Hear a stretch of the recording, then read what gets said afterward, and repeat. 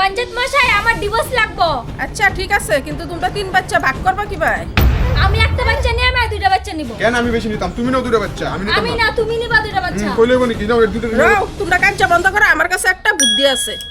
আচ্ছা কি বুদ্ধি আছে কো, আমরা শুনাম। তোমরা আরেক বছর সংসার করো। না না, আর একদিনে এর সাথে সংসার করতাম না। তুই কি করত না? আমি তোর সাথে কোনোদিনও সংসার করতাম না। আমার কথাটা সম্পূর্ণ শুনে নাও।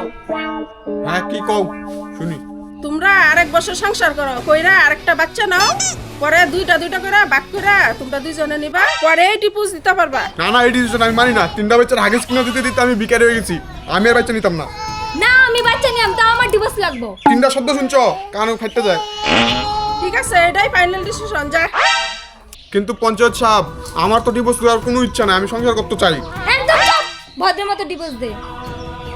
আচ্ছা ঠিক আছে। তাহলে তোরা বাচ্চা হইছে?